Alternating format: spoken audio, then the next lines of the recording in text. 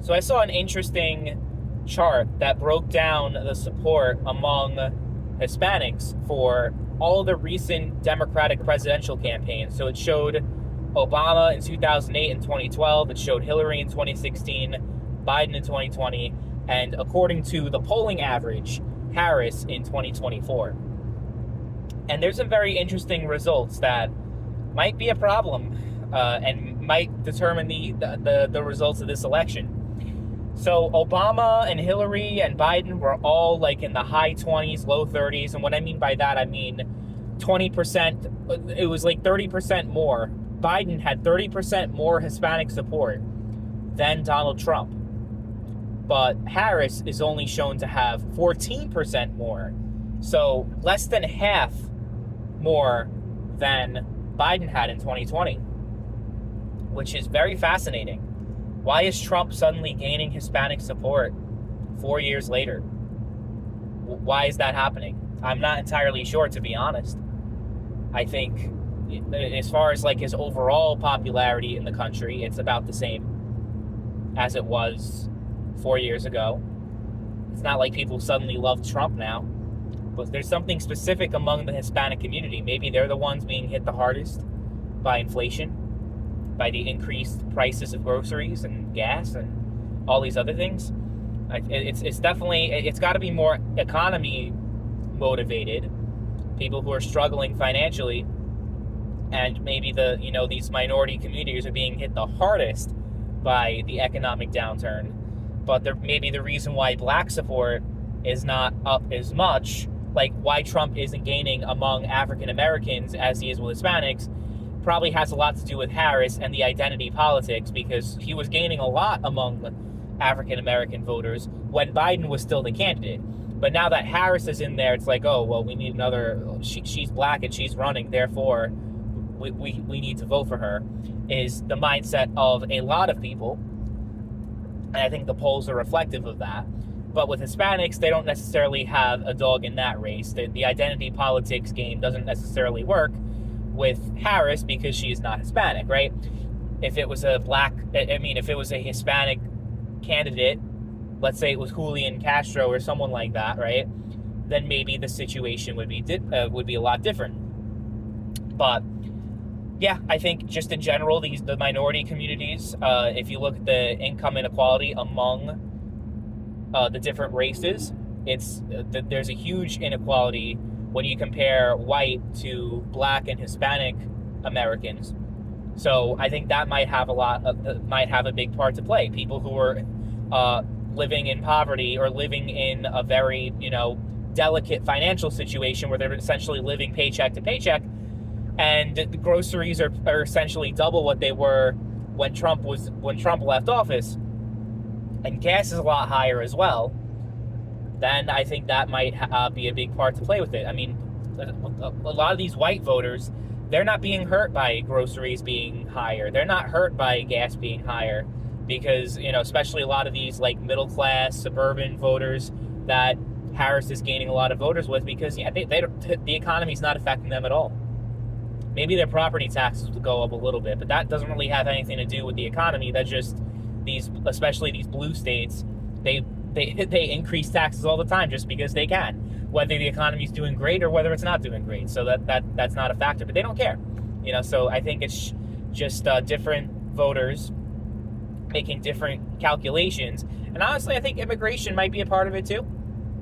I think if the view was that if people actually did think, forget what the chronically online people think, forget what Reddit thinks, forget what Twitter thinks, even though Twitter is kind of right-wing now, but that's not because there aren't left-wing people, it's just that Elon Musk's algorithm pushes a bunch of right-wing shit on there. But, forget your left-wing echo chambers that you see online, where you have a belief that, oh my God, Trump is just such an unlikable everyone hates him and he's a piece of shit and he has no strong support and he's gonna lose this election and it's gonna be over.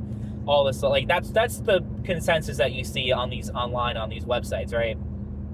And that he's an evil racist, and that Hispanics hate him because of how horrible he treats them and how racist he is. But based on those results of the polls so far, I don't know about that. And yeah, that's enough to change the election. It's enough to change the outcome if the coalition, because the Democratic coalition is based strongly off of overwhelmingly, some 70, 80, 90% support from these minority groups. If that collapses, then it's pretty much game over for them. Now, the way the polls are looking, obviously it's pretty much as close to a toss-up as you could have. It's the closest that we've had in these general election polls for president since probably Obama and Romney in 2012. Because I think the national vote was like a tie. That's what those polls said. And the swing states were polling pretty close.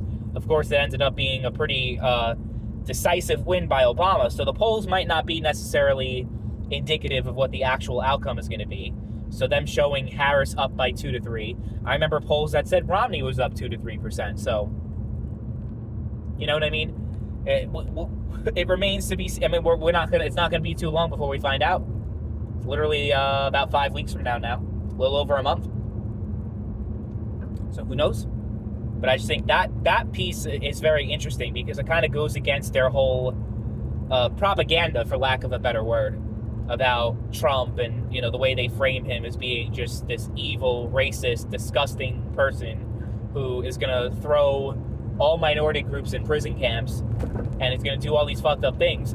He talks about strong border and strong, all that stuff and deporting people. Why is his support so high then? I mean, he is like talking about deporting people and everything and having strong immigration policy.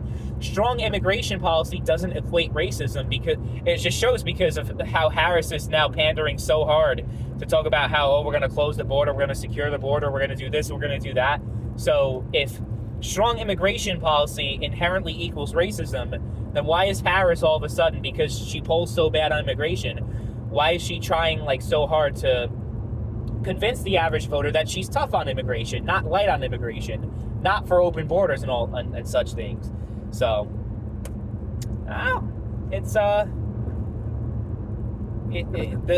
Republican Party support has definitely shifted in a positive direction despite Trump losing the election. I think we've seen a lot of long-term trends that will inevitably prove beneficial for Republicans, which is namely minority support. And a lot of it just shows Miami-Dade County was always a Democratic stronghold, right?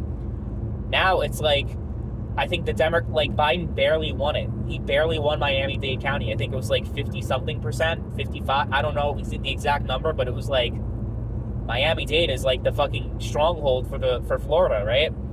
And that's where a lot of Cubans live. And now people say, well, Cubans are different because they're always right-leaning or whatever. But even among Puerto Ricans in Florida, there's strong support for GOP. And if you actually go to Puerto Rico, the Democratic Party dominates everything in Puerto Rico. The Republican Party has no presence whatsoever. So there's some very positive developments. I mean, we'll see what happens in 2024. But I think Democrats need to do they're going to have to do a lot of soul searching, especially if Harris does lose. They're going to have to change a lot of things that they're doing, because if that actually happens, if Trump gains a huge amount of Hispanic support, I mean, I think that's probably he's going to win the election if those polls are true, right? And that's obviously the asterisk if the polls are true. But we've consistently seen a strong shift in that direction for a long time. But yeah, let me know what you think. Do you think that Trump is going to gain a lot more Hispanic votes? And why do you think that's the case?